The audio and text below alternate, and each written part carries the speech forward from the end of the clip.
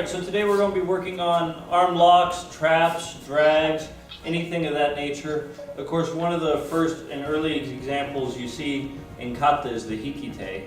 And so when you have hiki-te in here, you're working off the wrist, you're grabbing and twisting, and of course disrupting his body as well, which opens up arm bars and techniques.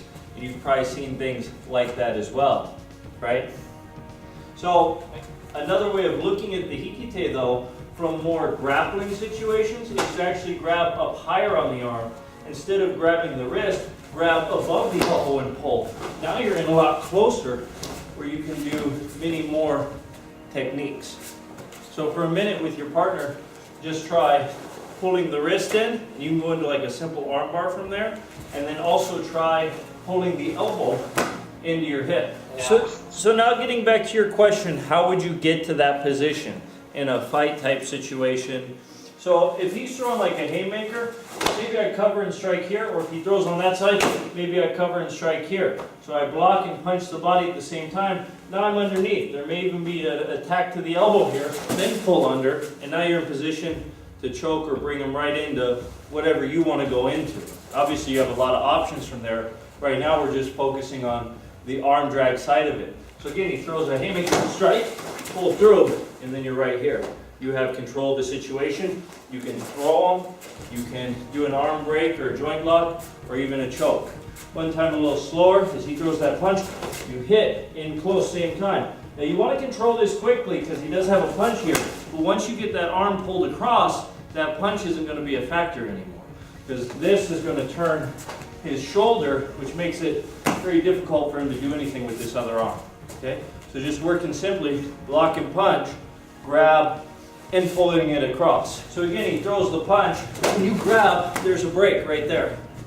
Oh yeah. And you see, you get to this just as fast as you get to being behind him, getting their back for the choke and everything. But so you're not reaching up trying to choke.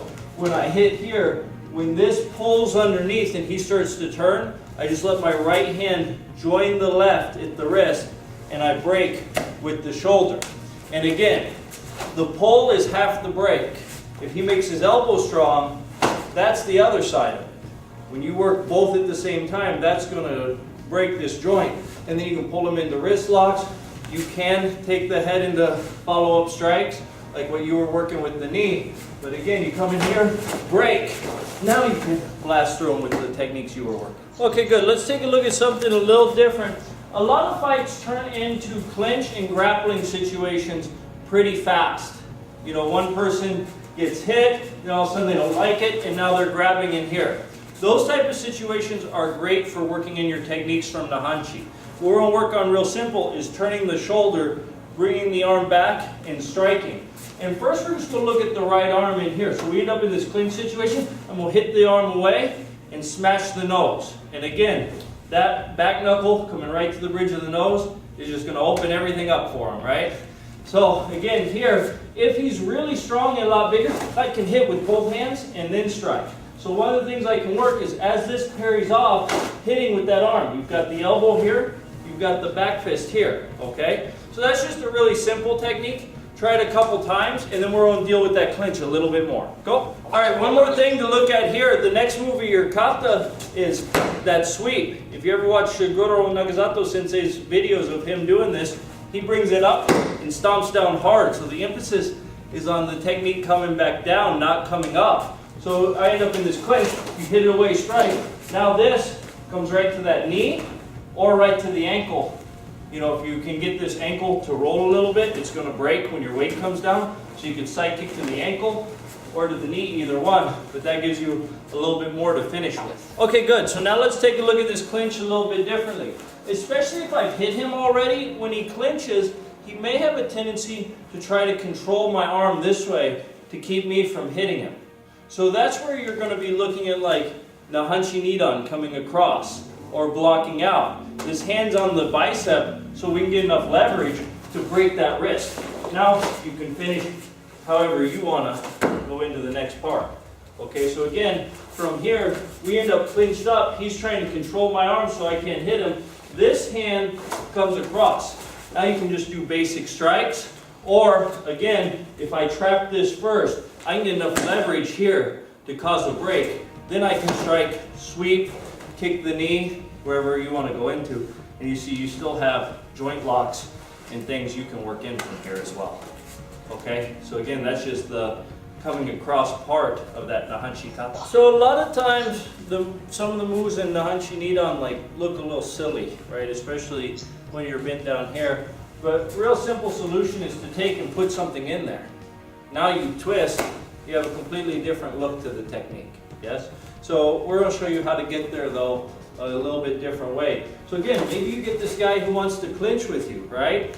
You've done all your knockdown kumite and kyokushin sparring, so you're probably, pretty good with your hands and feet and beating someone up pretty good. But you got somebody big out in the street like Chris there, they might just grab onto you like this, and try to control you. So again, you end up clinched up, you work that niche from the kata, and then again, you have this type of lock here. So we're just working 1, 2. And again, from here, since we've got these two hands coming out this way in the kata, I can drive this back too because I need to get this somewhat straightened. The knee strike should do that, but I've got this here as well. So I've got these strikes and I roll this over on the back of his arm and I just grab my own wrist to lever forward. And if I slide him out of there, then I'm right there in the kata. So all that it is their arm up here. We want to get some straightening to that, so if you need to add strikes in there, you can. And again, that stomping is in effect too. Stomping on the foot, stomping on the ankle, stomping on the knee, and rolling this straight. And you see from there, once you've got the kata, you're in this position, once you wrench that shoulder forward, that's taking their wrist and moving it this way, and everything else is staying down there. So that's that final snap. And just to follow up from there, from the kata, we have this stuff. So even if they slip out of it, if we come, boom, we go in to do this and they slip out and they start to stand up, we're going to drop that shuto on them and that moashizuki on them as well. So even if they try to come up, and if they come up faster than that and try to throw punches even, this is just covering at that point and hitting. So we've already got right from here built in, oh no, they slipped out, cover and hit. Okay, so now earlier we took a look at what happens if you pull the arm down in an arm drag this way, right? And a lot of this would be personal preference too. Do you go under, do you go over? Some of it's also going to depend on what your opponent does. But now we're going to go over the arm this way and spin it, okay? So this time, instead of coming under, we're coming over. Now, I can actually shoot this underneath now. This gives me options of arm triangles, throws, and other joint locks and breaks as well. But to start with, just get used to moving this out of the way. And of course, as he comes in, right, you can strike as he comes through. All right? But again, just slapping that down out of the way for now. Okay, here's one of Sensei Bethea's favorite throws. This one might be a little tougher for you, Sensei Myers, just because of the height difference with you and your opponent. But you're actually going to be throwing the person by striking to the head. And as you strike the head, you're going to kind of compress the spine back in an angle. So that's what's driving them downward. That's the downward driving force. So you come through here. This strikes. You're going to compress this spine down and back to create your throw. So when he comes in, you come up, and then you finish. And that one's a fun one to fall for because not only are you getting hit and thrown really hard, but you do have a little compression on the spine there. And so you want to be careful because it does kind of compress everything and hurt quite a bit. Okay, so just be a little easy at first. I'll go slow. This comes up. Again, I'm not hitting straight back because that's just going to push him away. Now I'm in a grappling situation. I actually, when I get to this point, want to hit at this angle back and down, and we'll push him right past his balance point. So it's more of a downward strike than away. We'll show on this side. So again, as this circles up, you hit. It's not so much coming towards me as it is coming right down here.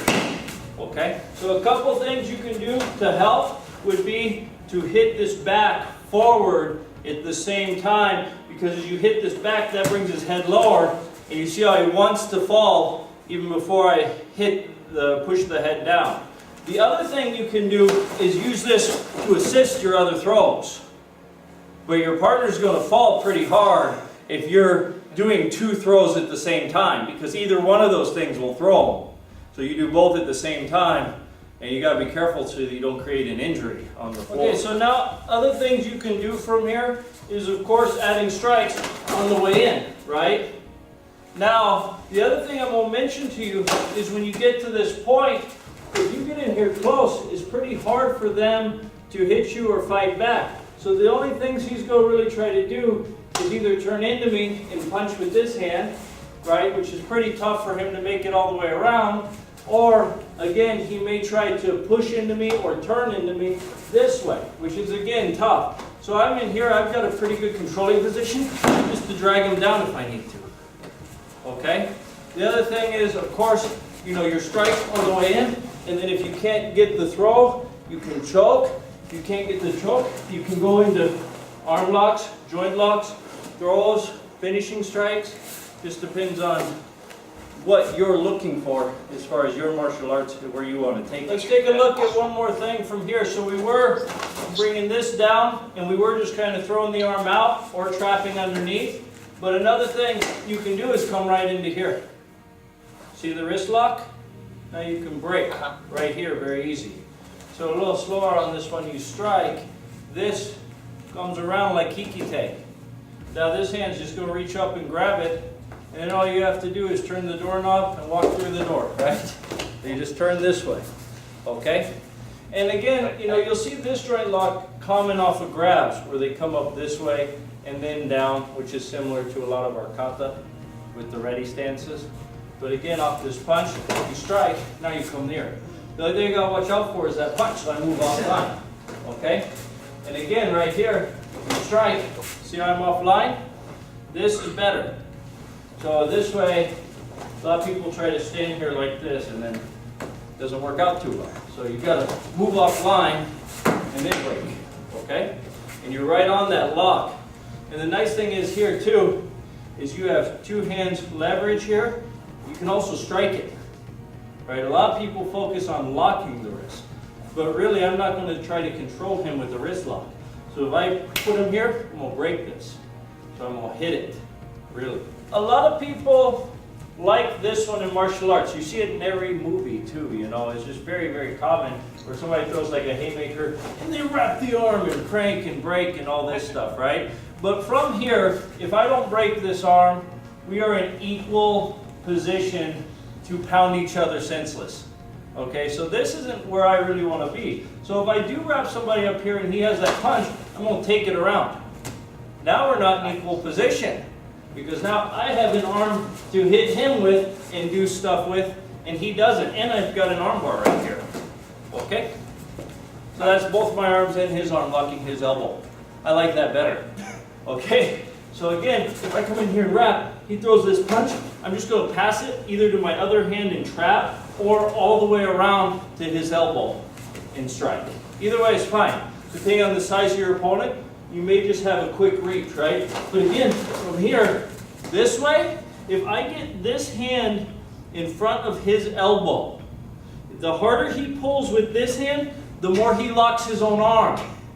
He would have to have a lot of grappling experience and know how to do like a limp arm out in order to get away from this. In most black belts I've done this to in sparring, don't figure it out. I've literally held people, experienced black belts like this, and gone, look what I could do to you right now. And they can't figure it out. So anyway, it's a good hold, and it's good for giving you an advantage in getting to a position where you can take control of this person and finish him, because he literally doesn't have an arm to hit me with right now. And I get used to trapping with the left because I'm right-handed. So I want to be really good at trapping with the left so I can hit him really hard with my right. Personal preference. So again, you know, you wrap in here. Instead of just keeping my arms down here where he can hit me, if I get somebody wrapped, I always bring my hands up. Then if he has a punch, I just pass it with both hands right down to the left. And I get him trapped here tight. Then I can wail on him all I want with these elbows or this fist, depending on the size of the opponent. and I keep this behind his leg where I can keep him trapped, okay? When you first went in for that, you had him wrapped here, and you had the break really well. If you have the break, just do it. Because if I turn my hip here, he falls right into this elbow strike. So he's coming forward, and I'm throwing this hard, he's going to be out. But if I wrap in here and that punch comes too quick, then I'm going to wrap here. I still do the same thing. See how when I turn my hip, it locks that arm, swings him right into that next strike. When I have him wrapped here, when he throws this punch, if I've got somebody who's that big, you come all the way under with his hand. Now you have it. Now you can grab here, and he's arm-barring himself. Stop arm-barring yourself. Stop it. You know?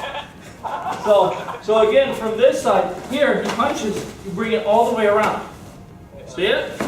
Now you can kick him. So again, if I have him here, and this punch comes in, I grab with this hand, my left hand has a hold of his wrist tight, and I can punch him. My right hand can also come up here, and I'll do this fairly strong, but I won't hit him. I can crank him down and throw this knee to the face. You see? So you bar this down hard, and boom, he's going to smack right into that knee. It's the same thing, but I don't like, a lot of times they'll get to it weird ways, like block, and then they throw another punch underneath, and then you go like this. It's like out here, I don't feel like I have enough strength or leverage to do something like that, right? But from being in close here, that's a different story. And not only that, but his ability to hurt me has been compromised because his feet are facing the wrong way. His hands are both trapped. So even if I don't get enough leverage to do the joint lock, that's okay. I'll just pummel him. When you're looking to control somebody, you want to avoid controlling the wrist because I have to move the wrist so much further to get a reaction out of his shoulders than I do like the elbow. And the important thing is if he's not off balance, if his shoulders aren't turned and controlled, what's he doing? He's hitting me, right?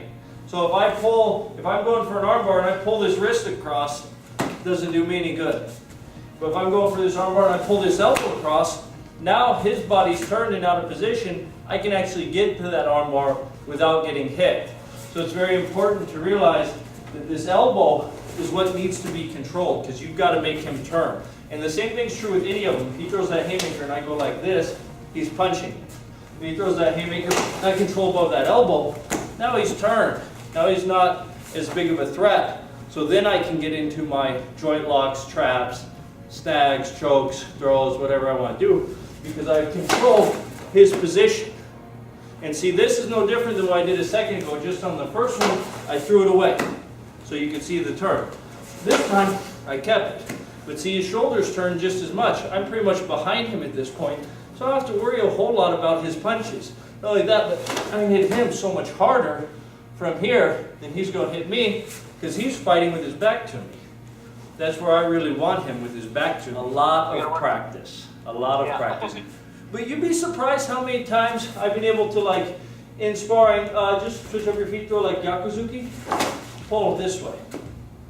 Especially when they're doing like their tournament things and they're coming from the body, I pull this across, then I have their back. You know, in sparring you keep it light, you don't joint lock them or throw them or slam them, but the thing is you get used to this enough and you can start hooking above the elbow and controlling posture, then it starts to work for you in sparring. You get to a better position where you can apply it in the real world. So you just got to learn to block and hook above the elbow. That's a very important part because again, the arm's much longer here than it is to here. So again, you know, it moves a lot shorter distance before the rest of the body has to react. So again, if you can control that elbow, keep them turned, keep them off balance down here, this type of thing, it's a lot harder for him to punch. The nice thing is there again, even if I just pull this down, now that hits him. In the throat, under the chin. It can be a simple forearm, ridge hand, bicep, anything you want to pop up there with. Because this comes down and this comes up. Boom, there's a strike. And then you can come behind and finish with your chokes. Right?